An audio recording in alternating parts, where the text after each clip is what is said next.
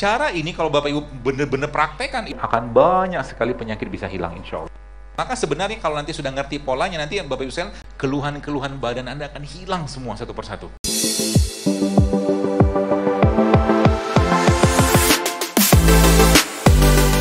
Bapak Ibu mau sehat nggak? Mau? Salah satu caranya, kurangi makan nasi putih. Siap nggak? Siap pun lemes kayak begini, gimana mau sehat? Siap? Siap nih? Allah saksinya loh.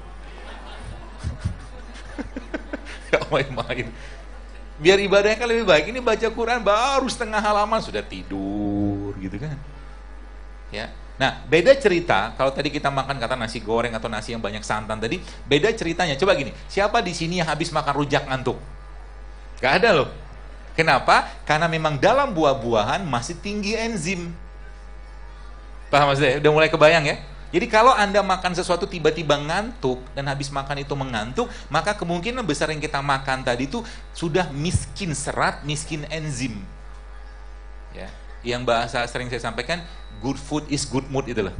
Dapatnya dari mana? Ya dari beliau-beliau ini. Contoh, ya kayak pisang, mungkin ada buah-buahan kayak begini ya. Bahkan pisang ini Bapak sekalian, Allah begitu luar biasa menciptakan ini kepada kita semua ya. Pisang ini mulai dari kulitnya sampai dagingnya bagus. Nggak percaya? Buka penelitiannya.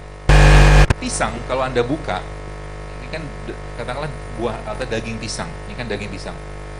Pisang mengandung satu bahan yang memberikan sensasi kebahagiaan dalam badan kita, namanya serotonin.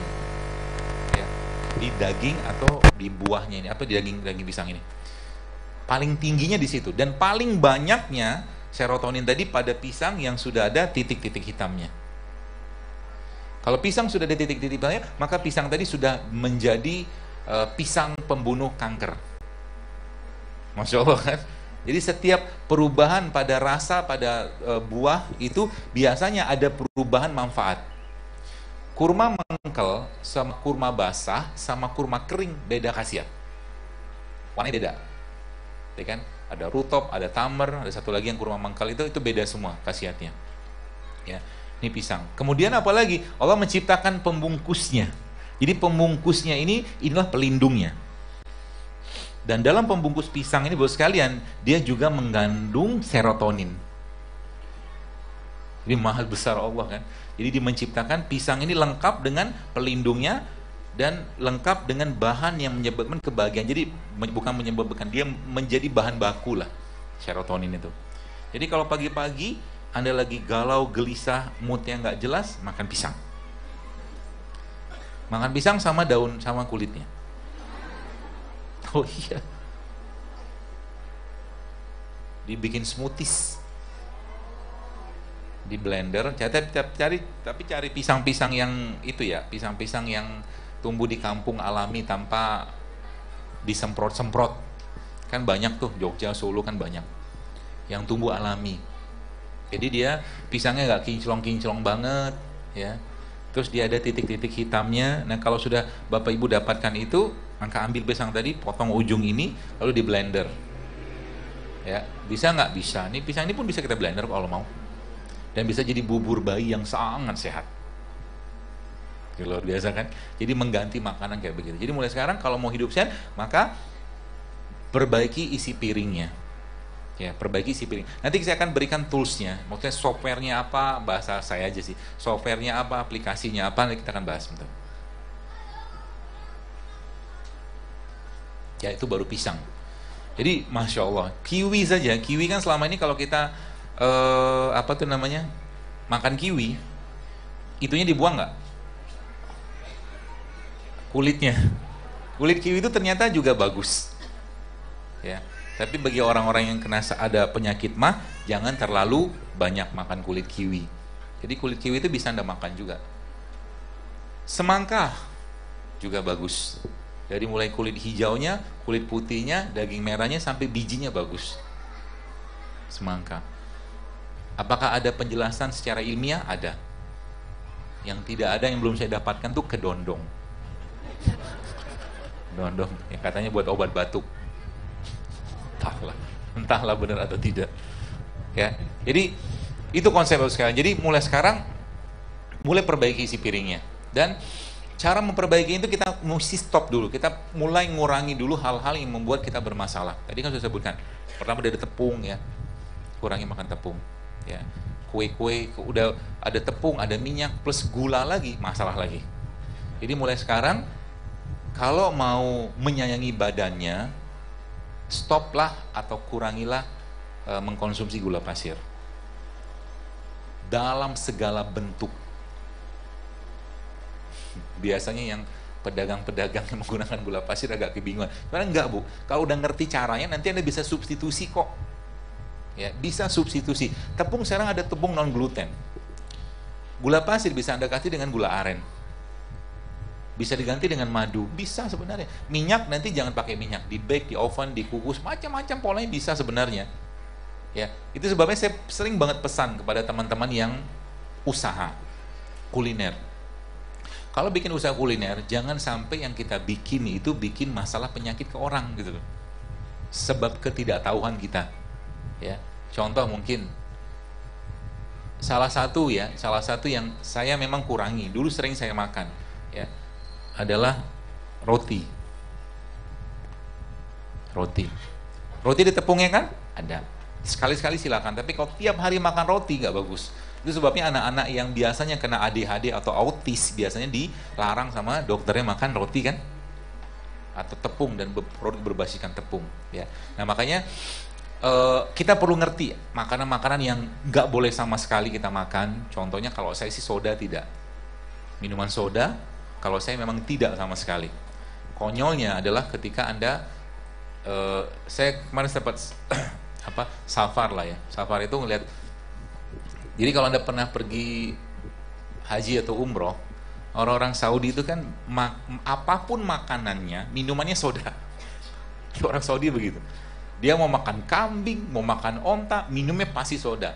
Bahkan kalau kita bilang sama dia, misalkan soda itu kan nggak bagus gini-gini, dia tunjukin tuh, lihat nih, kalau kamu cuci tangan, dia makan onta gitu kan, cuci tangan pakai soda, itu hilang memang lemaknya.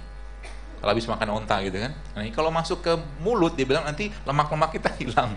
Nah, jahilnya kayak begitu. Masalahnya reaksinya beda ketika masuk di mulut sama di tangan, reaksinya beda soda itu. Ya, ketika masuk di mulut ya sudah ceritanya udah beda banget gitu loh. Asamnya luar. Terus ada teman yang sempat mau minum gitu kan, minum soda gitu kan, saya bilang sama dia, kamu tahu nggak satu gelas soda yang kamu minum itu butuh sekitar 30 gelas air zam-zam untuk membersihkannya, saya bilang. Udah dibuka sama dia, nggak jadi diminum, batal. Ya, seperti itu.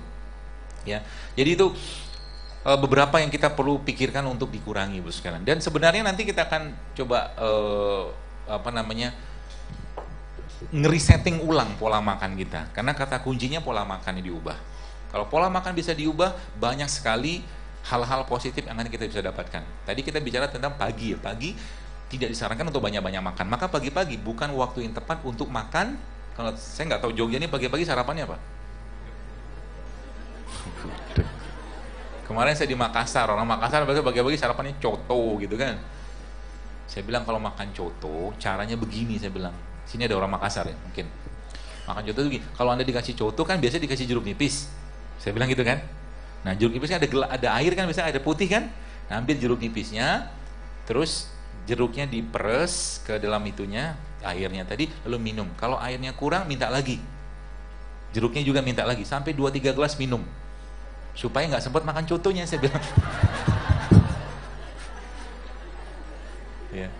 Dari zaman lo nggak ada perubahan makan gitu kan, coto lagi. Bukan masalah makanannya, Bu, bukan. Zaman dulu orang Makassar, orang Jogja juga makan gudeg, betul? Orang Padang juga makan nasi Padang, tapi habis makan mereka nyangkul, naik sepeda, jalan kaki. Kita ngupdate status. Paham ya? Jadi bukan saya melarang makannya, yang kita kurang itu dibakarnya kita kurang gitu loh. Itu masalahnya. Udah gitu orang-orang zaman dulu, orang tua, mungkin di sini Bapak Ibu ada yang senior. Kalau mereka bikin teh, tehnya tawar, kadang-kadang pakai jahe, pakai gula merah, banyak kan malah justru nggak pakai pemanis gitu loh. Mereka nggak pakai minyak, pagi-pagi ubi rebus, singkong rebus, kacang rebus gitu, semua rebus, nggak ada minyak. Kita sekarang semua minyak. Jadi bukan masalah di makanannya gitu loh. Ya, kemampuan atau apa ya, komitmen kita untuk membakar makanan tadi itu yang kurang, sehingga apa? Nabi katakan dalam sebuah hadis, aku melihat di akhir zaman nanti di kalangan umatku banyak sekali, kata Rasulullah, fenomena kegemukan, kata Nabi. Itu terbukti kan? Gemuk itu gara-gara apa? Makan. Dan makan adalah, banyaknya makan atau banyak makan adalah bagian dari talbis atau tipu daya setan yang melemahkan iman. Maka tidak akan mungkin kita bisa menangis lagi baca Quran, lagi doa, lagi sholat kalau lagi kenyang. Gak bisa. Betul? Gak bisa, Bu.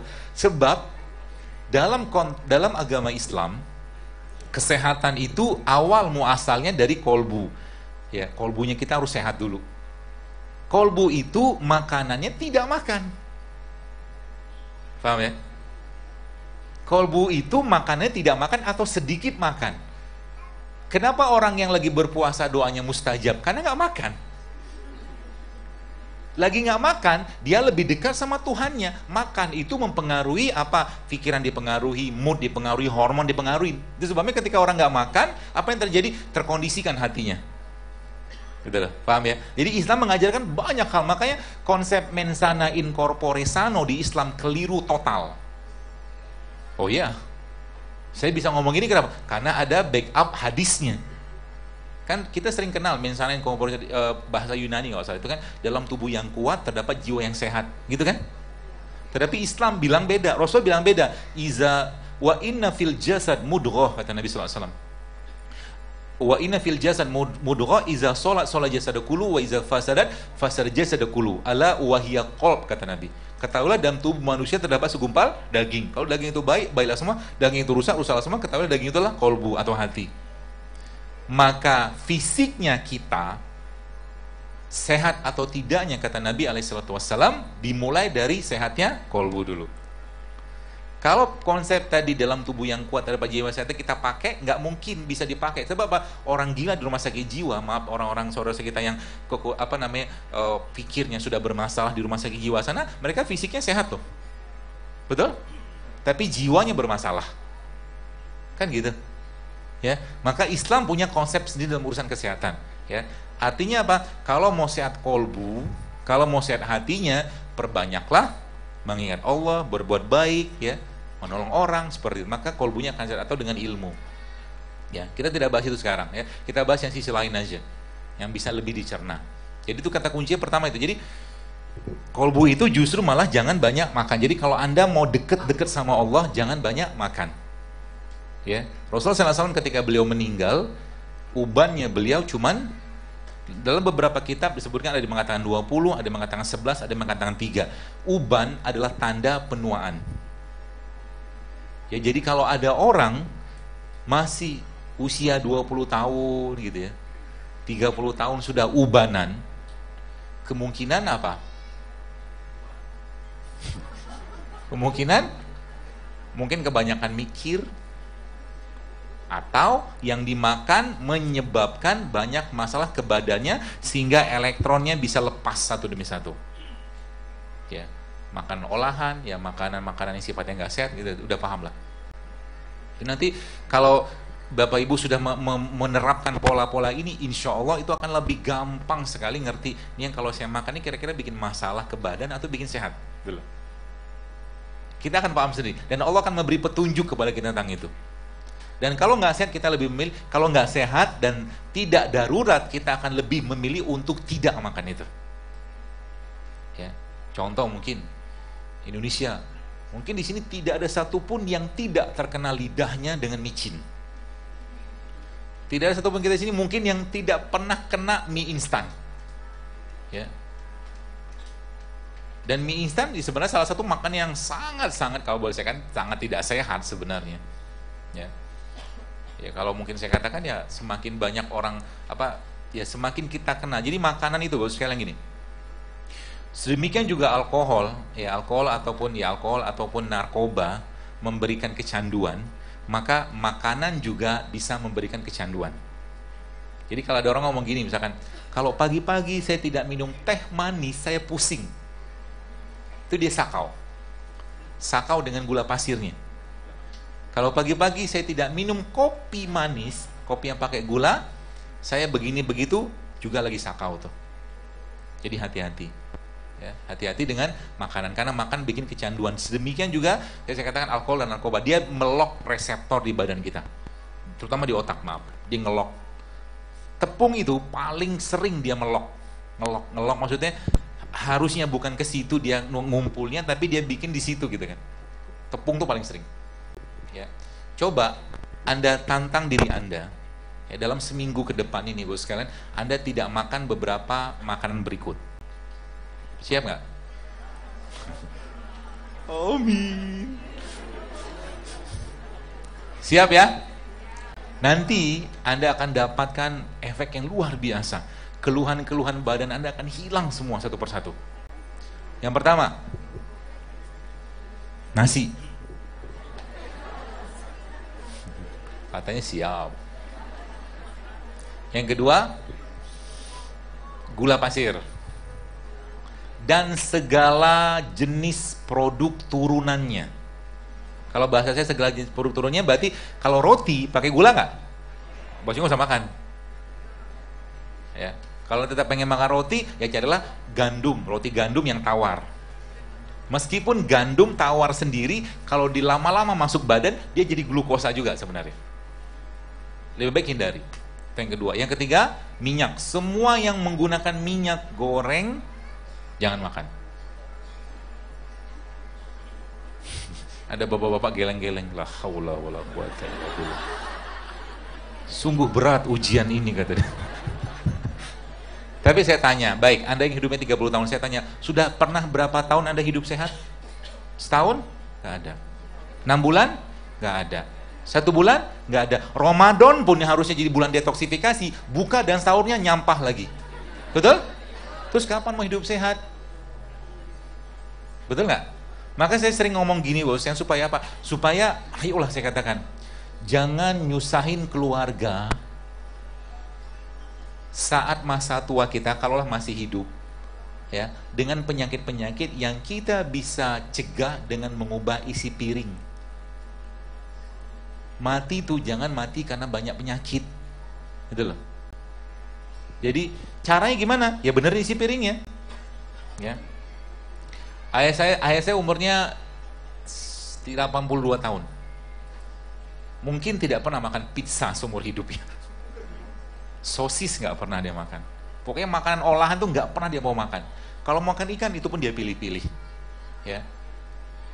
Jadi orang-orang tua zaman dulu banyak mengajarkan kita ya hal-hal yang bijak seperti ini. Dan kita saja zaman sekarang lebih banyak makan untuk memenuhi selera dan rasa. Dan itu masalah. Sudah berapa tadi? Pertama nasi, kedua gula, yang kedua minyak, yang keempat tepung, ya, tepung.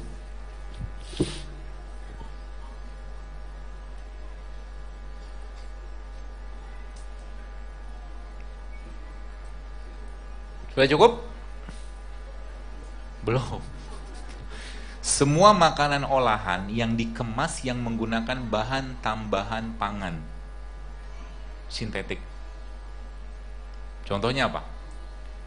Jus yang dalam kemasan, tidak. Apalagi ya sosis, nugget, bang, gak salah. Sekali-sekali boleh, setahun sekali, setahun 2 kali, oke lah. Katanya mau sehat. Nanti saya kasih tipsnya supaya Anda tetap bisa makan enak, tapi tidak makan enak tapi tetap sehat gitu loh. Bisa kok, kalau mau. Mau kan? Nah, nanti saya ajarin caranya. Dan Indonesia kaya dengan begitu-begituan. Indonesia kaya banget. Mudah-mudahan Allah sempatkan nanti ya kita buat. Cukup? Itu dulu cukup. Satu lagi sebenarnya. Semua produk-produk yang berbasiskan susu sapi, ya, susu sapi, saran saya dikurangi. Kalau bisa di stop lebih baik. Gantinya dengan apa? Banyak, ya, dengan susu kacang bisa.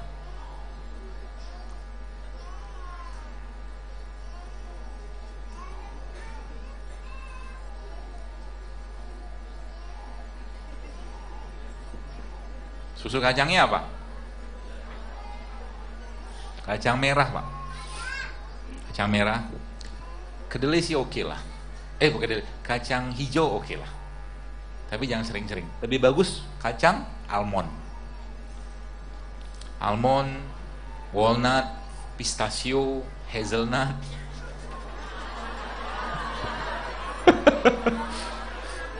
Langsung komen dia. Mahal lah apa. Baik, banyak yang tidak tahu hadis ini. Jadi Nabi pernah bilang gini, sedekah yang paling baik itu sedekah kepada keluarga. Hadisnya begitu. Tapi yang tidak kalah pentingnya adalah ternyata Rasul menyebutkan dalam hadis yang lain bahwa ternyata sedekah yang tidak kalah baiknya adalah sedekah kepada diri sendiri. Jadi ketika Anda hidup sehat, Anda beli makanan-makanan yang sebulan mungkin agak sedikit tinggi harganya tadi, dan Anda niatkan sebagai bentuk sedekah ke diri Anda, itu pahala. Pahala loh, serius. Daripada makan yang gak jelas-jelas, lebih baik nggak usah makan sekalian. Makanya kemarin ada mahasiswa tanya ke saya, pas kajian di mana gitu kan, dokter, saya kan mahasiswa dengan low budget. Saya bilang, oh iya, terus bagaimana cara hidup sehat supaya tetap bisa sehat? Saya katakan, wah gampang sekali. Islamic healthy lifestyle itu sangat low budget. Itu caranya gimana? Puasa. Ya kan? Banyakin aja puasa. Lagi hari berbukanya, cari masjid yang ngasih iftar. Atau cari gitu kan, restoran-restoran gitu kan, yang menyediakan buka puasa gratis gitu kan. Siapa tahu, kan low budget. Ya, healthy lifestyle dalam Islam itu sangat low budget, serius. Caranya gimana? Lebih banyak, kita lebih jarang makan daripada makannya. Gitu loh.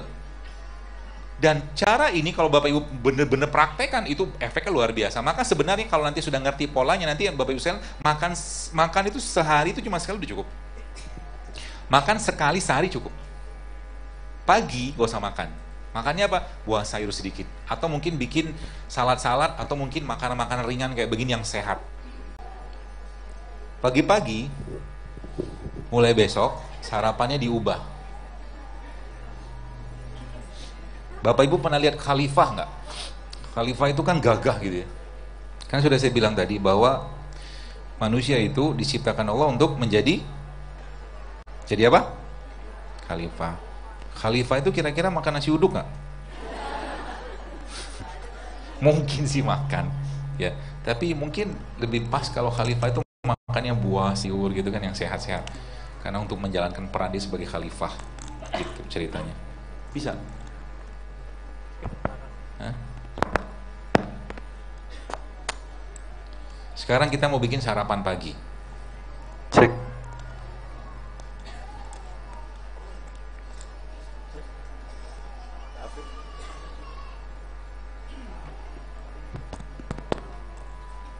Cek.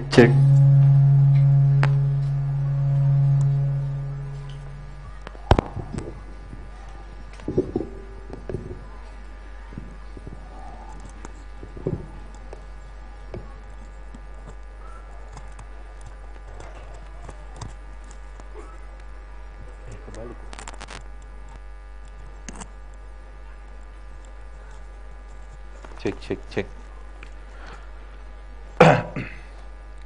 Baik, jadi pagi-pagi, tadi saya sudah bilang bahwa pagi-pagi itu sarapannya bagusnya apa? Minimal Bapak Ibu makan kurma lah. Maka Nabi SAW memang menganjurkan pagi-pagi itu makan kurma. Kurmanya apa? Ada ajwa boleh, nggak ajwa juga boleh. Ya, jadi pagi-pagi kita sarapan diubah. Jadi mulai besok sarapannya diubah. Berarti kami nggak boleh lagi makan makanan yang biasa kami makan. Tenang, sabar dulu. Ya, nanti boleh. Yang kita mau kejar sekarang adalah kita meng-create habit. Kita menciptakan kebiasaan yang sehat. Itu maksudnya. Ya. Jadi nanti kalau kebiasaannya sudah sehat, maka ibu bapak boleh makan apapun. Ya. Kadang-kadang saya makan mie nggak makan, cuman tidak sering. Bukan mie instan ya, tapi mie yang kayak di mall yang lumayan sehat itu saya makan. Tapi kalau saya makan mie biasanya satu piring atau satu mangkok mie itu isinya mie-nya di atasnya, kemudian penuh dengan sayur di atasnya. Jadi seledrinya atau mungkin daun bawangnya itu saya penuhin dengan itu. Ya, seperti itu. Ini contohnya. Contoh, jadi pagi-pagi Bapak Ibu selain makan kurma ya, kurma seperti ini, Kita juga bisa bikin sarapan. Dan pagi-pagi konsepnya jangan banyak makan. Ya, nanti kapan makannya siang. Ya, jadi mulai sekarang jangan terlalu banyak makan pagi. Ya. Lapar lebih baik. Nanti bapak-bapaknya suka. Kenapa suka? Karena biaya bulanannya berkurang. Kemarin ada seorang ustadz bilang saya, "Dok, jazakallah khair," dia bilang. "Kenapa Ustaz?" "Alhamdulillah, Anda sudah mulai mengurangi jatah beli nasi ke istri," dia bilang, "setelah ngikutin antum." Ya baguslah, saya bilang. Ya, ini nanti lagi. Oh enggak ya?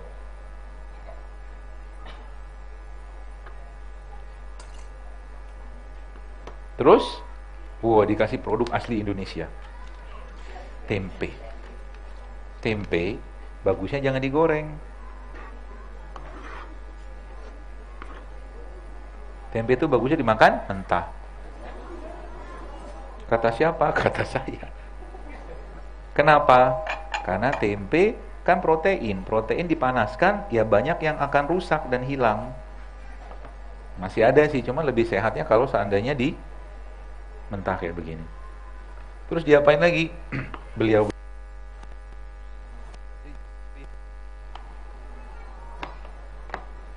sudah kan? Jeruk nipis.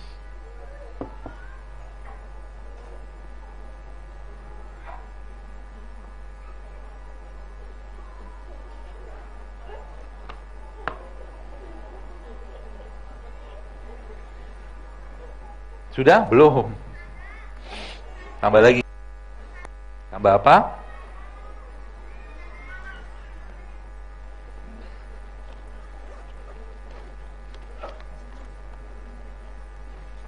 Tambah madu dan garam. Kenapa kita butuh garam? Karena garam-garam yang masih penuh mineral seperti garam Himalaya atau garam-garam laut itu penting sekali untuk membantu penyerapan dari ini semua.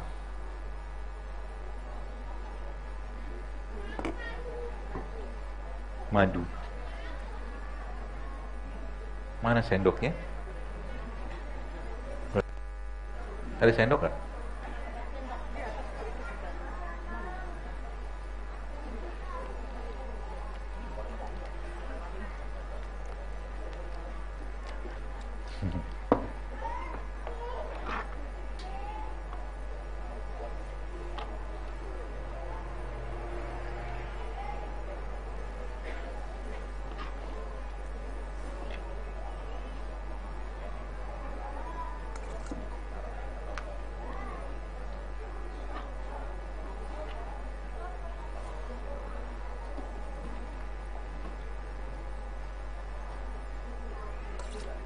Ada?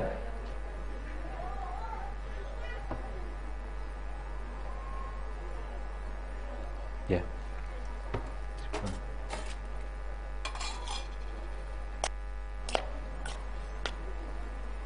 Sarap. Enak gak? Enak banget. Kenapa enak? Ada manis, ada kecut. Ini sarapan pagi bisa, buat sarapan pagi. Kenapa? Tadi saya katakan, pagi-pagi kita butuh enzim. Ya. Mau berapa piring, Bu? Coba. Ini buat Bapak. Nih, sarapan yang lain. Kita kan orang Indonesia. Maka kita sarapannya ala Indonesia.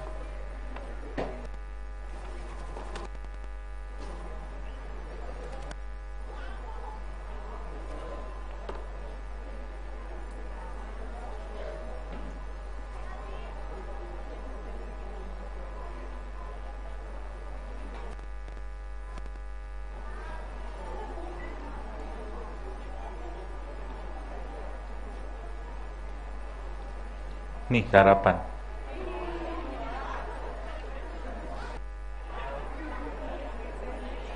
Makanan mahal. Murah. Kurma sama tempe. Apa mahalnya?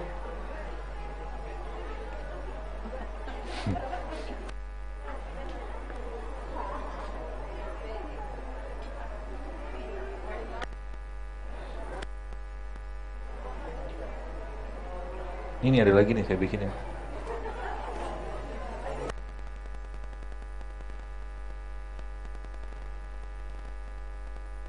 Ini.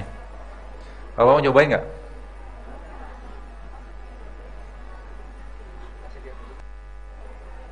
Enak? Enak gak, Bu?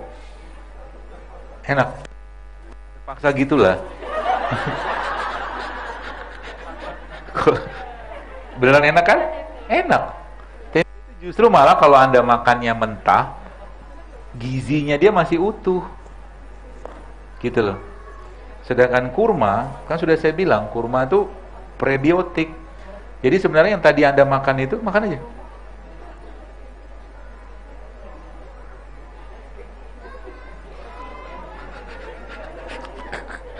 Loh, ini belum, first time kan? Jadi tempe itu justru malah sehatnya kalau tidak digoreng. Ya, jadi makan tempe itu jangan digoreng. Seperti itu. Bisa buat sarapan pagi. Ya, atau mungkin Anda ya bikin tempe kayak begini dikasih kurma tadi lalu Anda cemplungin atau kasih dengan apa ya? Tepung-tepung non gluten gitu, lalu Anda masukin lalu di bake di oven. Jadi sandwich. Nggak ada gula, nggak ada minyak. Itu kalau kan dikonsumsi setiap hari akan banyak sekali penyakit bisa hilang insya Allah. Insya Allah ya. Mah segala macam kan merupakan satu obat mah terbaik atau obat gangguan pencernaan. Apalagi kalau seandainya tempenya Anda jus. Belum pernah ketemu jus tempe? Coba. Tempe itu kalau di jus enak, ya.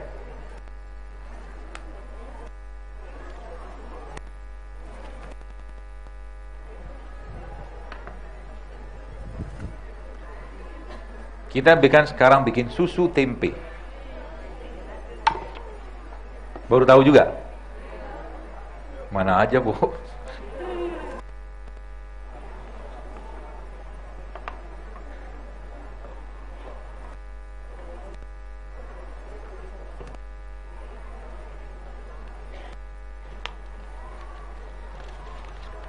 Jadi kalau bikin apa-apa, sekarang pemanisnya pakai apa?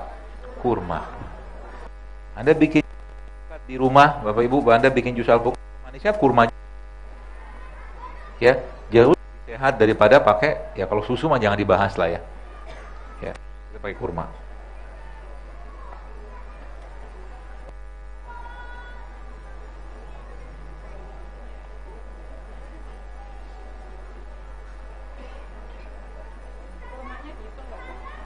Enggak.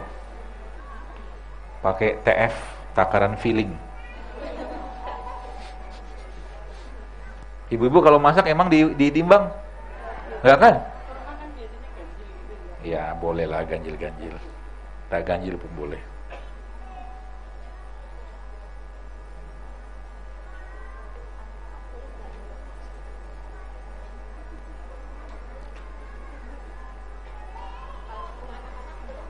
Apa? Boleh banget, Bu. Boleh. Ini susu seperti ini, susu tempe kayak begini buat anak-anak justru malah bisa meningkatkan kecerdasan. Ya. Sangat baik.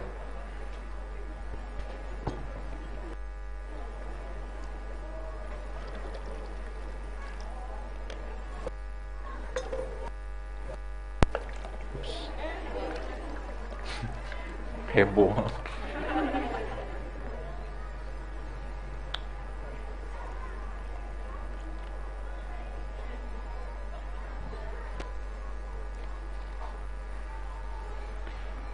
Kalau manis boleh kasih pisang lagi sih.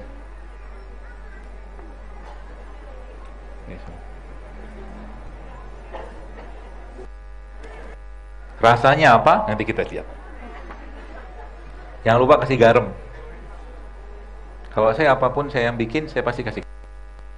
Karena garam dia mengikat lebih enak dan khasiat dari yang kita buat itu lebih baik gitu dengan garam.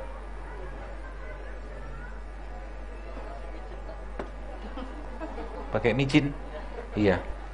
Micinnya nanti ditaruh di di kaki.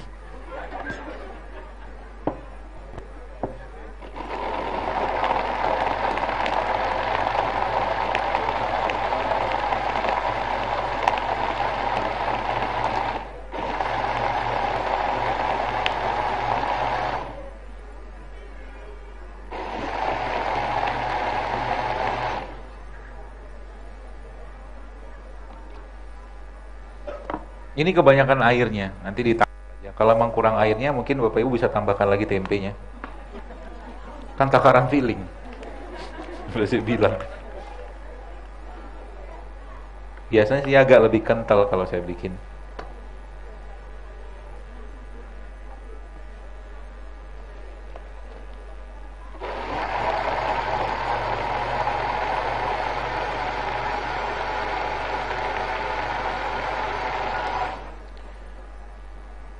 Kalau ada jahe, Anda bisa tambahkan jahe.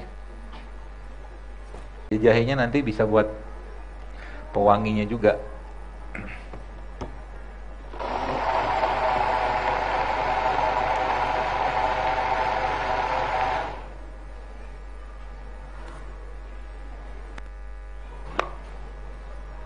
Enak.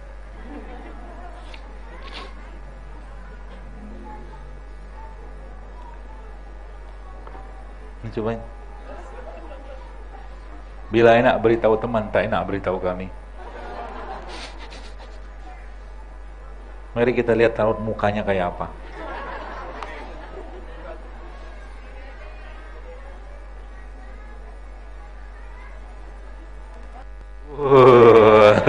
Berseri gitu kan. Di luar ekspektasi, ya lah ente lapar. Nih Bu, cobain Bu.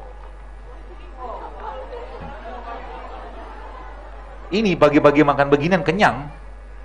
Karena proteinnya ada, probiotik ada. Ya. Udah ada gelas kecil ya. Ya itulah. Gak apa-apa lah. Anu apa namanya? Nanti dibasuh sedikit pakai tisu. Tuh. Alhamdulillah. Nyobain aja. Ini panitia aja bagiin deh. Jadi pagi-pagi sarapannya gimana? No tepung, no nasi, no minyak, no gula pasir. Pagi-pagi. Tadi sarapan nggak? Sarapan juga. Dan pagi-pagi tidak usah banyak-banyak makan. Tidak berlaku buat anak-anak ya. Ini hanya untuk kita aja yang sudah kelebihan, udah keseringan makan nyampah gitu. Ya, buat kita. Kalau anak-anak relatif silakan tanda kutip di loss tapi tetap sehat. Jadi anak-anak kalau pagi-pagi jangan kasih nugget. Ya, anak-anak pagi-pagi jangan kasih nasi goreng. Anda bisa bikin juga saya pernah bikin tuh brown rice. Jadi beras apa nasi yang nasi pakai beras coklat gitu, kita tanak, kemudian saya ambil apa tuh namanya? Ayam kampung gitu, ayam organik, kita suwir-suwir, kemudian dikasih jeruk nipis, dikasih zaitun, dikasih salt, dikasih pepper, dikasih tomat, lalu dicampurkan sama nasi tadi tanpa minyak. Bisa kan? Bisa. Tetap enak. Jadi konsep sehat yang saya mauin itu, saya tidak mau nyusahin badan. Makanya saya bilang tadi kan, kalau yang pahit-pahit saya nggak suka. Saya lebih senang manis-manis. Kalau memang pahit memang dibutuhkan ya nggak apa-apa, tapi kalau tidak ya ngapain. Karena pari itu bagus, pari itu buat memperbaiki fungsi pankreas bagus, tapi pari tiap hari juga saya nggak mau gitu loh. Maka hal-hal beginian itu jangan dianggap beban. Jadi kalau teman-teman nanti sudah ngerti polanya, nanti camilan bisa Anda ganti. Jadi nanti teman-teman sudah mulai berbinar-binar matanya dengan abang rujak daripada abang gorengan. Gitu loh. Saya ngeliat beberapa postingan teman-teman, jadi kalau habis ngikutin kajian seperti ini, mereka ke supermarket, ke pasar, lihat sayur, lihat buah tuh senangnya luar biasa. Itu yang benar. Ya. Sebenarnya otak kita kayak begini, emang dia suka dengan hal-hal yang sifatnya warna-warni kayak tadi kan, seperti itu. Ya. Dan banyak sebenarnya Bapak Ibu, kalau Anda mulai membiasakan pola-pola contoh ya, kayak jeruk nipis. Ini contoh aja pagi-pagi sudah mulai mengurangi minuman teh saset gitu kan. Teh saset coba kurangi. Orang Cina minum teh, tapi bukan teh saset. Betul? Tehnya teh tubruk kan? Teh masih ada daunnya. Teh saset pasti sudah fermentasi. Kalau Anda pengen minum kopi, silakan minum kopi, tapi jangan kopi yang sasetan. Bubuk kopi itu bagus. Pagi-pagi minum kopi, kalau memang bisa minum kopi, silakan minum kopi, tapi jangan pakai gula. Kopi pahit lebih baik, atau kopinya pakai madu. Atau apa lagi ya? Ya, atau gula aren. Ya. Atau pagi-pagi Bapak bisa bikin minuman. Minuman pagi-pagi bisa Anda bikin dari apa saja? Dari jeruk nipis kan bisa. Anda ambil jeruk nipis, potong, masuk ke air hangat, lalu kasih madu, kasih garam sedikit, sudah kenyang sampai siang. Ya, terutama saya katakan ya, sudah terlalu banyak tumpukan di badan. Ya. Tanda-tanda kita tuh biasanya bermasalah pencernaan apa? Gampang ngantuk, tanda-tandanya. Kalau orang sudah gampang ngantuk, dikit-dikit ngantuk, gitu, kemudian termasuk salah satu fenomena akhir zaman yang saya temukan, baperan tingkat tinggi, ya, nggak bisa dinasehatin. Tanda-tanda orang baper apa? Gampang banget left group. Baru saja dikasih tahu sedikit, left group. Udah hidup di hutan saja kalau gitu. Ya, orang yang kayak begitu, kalau Anda ketemu orang kayak begitu, segera ajak dia makan rujak. Karena dia kurang enzim mungkin. Karena enzim bikin mood. Serius. Buah-buahan sayuran itu bikin mood, Bu, serius. Ya, karena ada enzim. Jangan ajak dia makan daging, jangan diajak makan tepung, jangan diajak makan dia minyak. Makin nggak berselera nanti. Ya, kasih dia buah-buahan. Contohnya apa? Pisang. Ya, contohnya. Karena makan mempengaruhi mood, serius. Bahkan bukan hanya mood, makan itu mempengaruhi perilaku. Makanan mempengaruhi perilaku. Dari zaman dulu, ulama-ulama sudah menyebutkan tentang itu.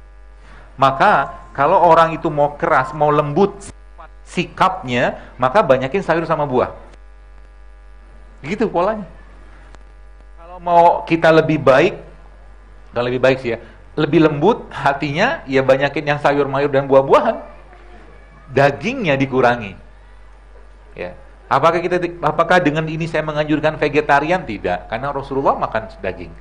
Ya. Tapi kalau lebih baik Anda tidak makan, lebih baik tidak makan tiap hari. Kecuali memang kita membutuhkan itu. Pun kalau tidak makan daging tidak apa-apa. Tempe pun protein, ada daging, dia pun protein. Alpukat dia protein, jadi nggak masalah.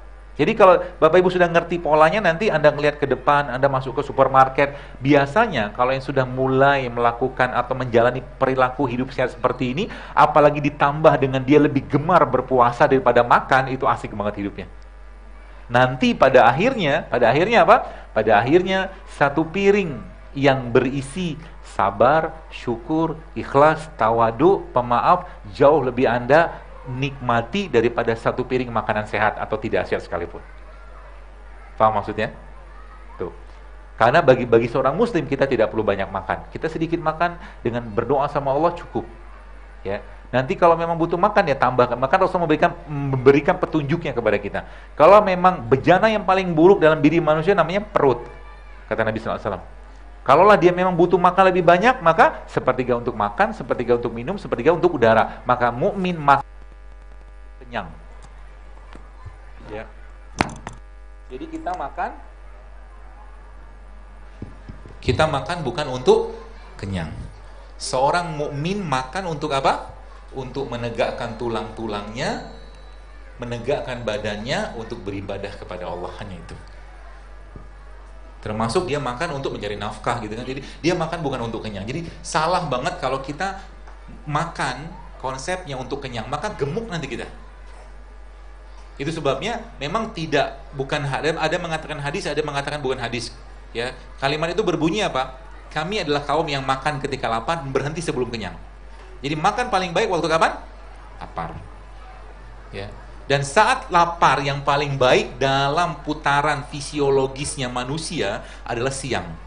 Jadi kalau teman-teman, kalau kita Bapak Ibu sempat atau browsing gitu kan, browsing itu misalnya kita lihat di internet, itu kapan waktu atau hormon lapar paling tinggi? Ternyata tuh waktu jam 12 sampai jam 3 atau jam 4. Itulah waktu makan terbaik. Itu sebabnya Nabi kita SAW, Rasulullah itu ketika malam tidak makan lagi. Ba'da Isya beliau tidur. Tipsnya apa? Mulai sekarang kalau Bapak Ibu mau punya badan yang lebih baik, kita ibadah lebih baik, sekarang maka malam jangan banyak lagi makan. Ya, malam jangan banyak lagi makan. Makan terbaik kapan? Kalau saya punya pemahaman atau punya konsep sendiri, makan terbaik itu kapan? Saat matahari terbit sampai matahari tenggelam. Setelah itu jangan makan. Jadi malam nanti, ya katakanlah yang ada yang puasa, ada yang tidak puasa, gitu kan hari ini kan, maka makan terakhirnya sebelum matahari tenggelam. Tapi tidak juga makan nasi kan. Malam kan kita mau rehat. Wa ja'alna laila libasa, kata Allah, dan kami jadikan malam sebagai istirahat. Maka malam jangan bebani badan dengan makanan-makanan yang berat. Contohnya apa? Daging, tepung, berat. Jadi malam-malam makannya apa? Caranya nanti, ya salah satu tipsnya, penuhi isi kulkasnya dengan sayur sama buah.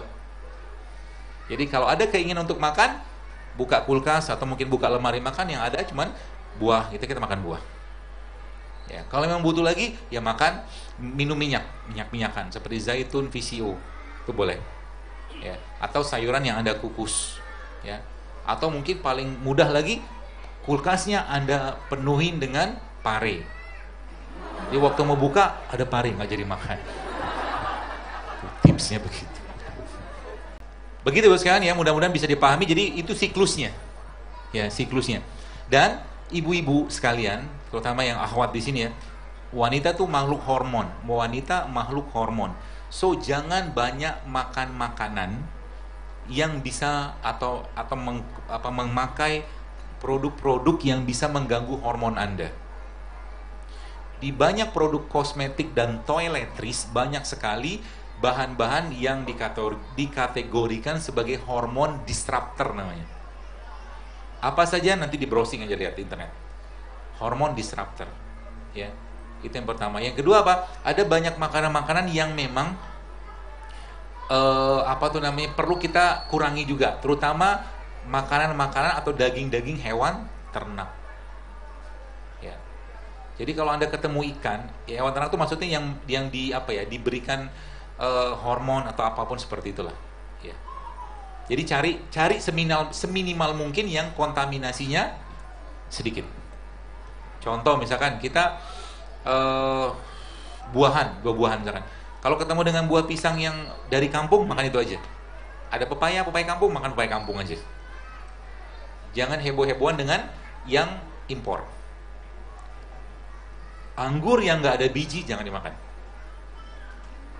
Jadi grape seedless fruit atau mungkin seedless fruit atau apa bentuknya jangan dimakan. Sebab apa? Kalau dulu moyangnya si buah-buahan tadi itu ada biji, sekarang nggak ada biji, kemungkinan yang sekarang dibuat di lab. Paham maksudnya? Gitu. Jadi kalau nggak ada biji, terus nanamnya di mana coba? Gitu loh. Bayangkan? Jadi kalau orang mau tanam semangka tuh nanamnya kan atau bibitnya kan ditanam dari bijinya kan, kasih ke tanah, terus dia tumbuh gitu kan. Sekarang kalau semangkanya nggak ada biji, terus nanamnya gimana? Di lab. Jadi dia punya nenek moyangnya di lab loh, dibikin di lab. Itu sekarang dikenal dengan beberapa tuh rekayasa genetika, kurang lebih seperti itulah. Tapi intinya kita cari yang alami saja. Ya. Yang produk-produk yang bersifat GMO, ya GMO itu genetically modified organism, itu Anda kurangi stok. Ya, kalau Anda ketemu itu. Banyak sekarang. Di list aja, mungkin Anda Bapak Ibu bisa lihat, Anda browsing di internet tuh banyak. Ya, apa saja produk, dan sebagian sudah masuk ke Indonesia. Ya, sebagian sudah masuk ke Indonesia. Bu, yang kita hadapi sekarang ini masalahnya adalah masalah di mana industri makanan tidak peduli dengan kesehatan. Industri kesehatan tidak peduli dengan makanan. Jadi era fitnah itu kayak begitu. Dan kita tidak bisa mencegah mereka memasukkan apapun ke makanan yang dibuatnya. Tapi kita bisa mengatur apa yang masuk ke dalam mulut kita.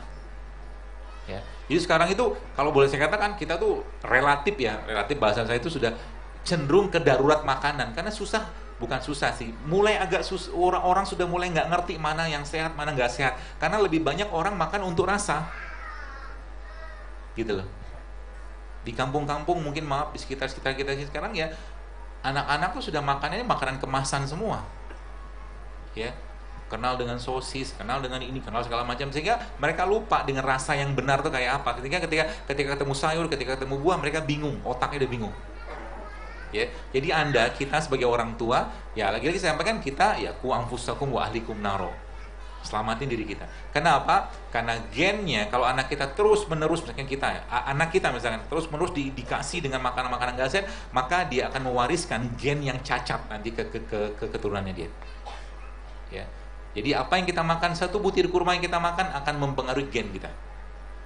Satu gorengan yang Anda makan akan mempengaruhi gen kita.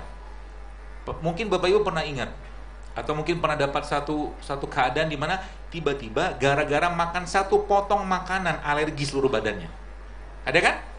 Jadi kita tidak pernah tahu dari makanan mana yang menyebabkan masalah ke badan kita. Kalau udah kayak begitu repotnya minta ampun, Bu, Pak.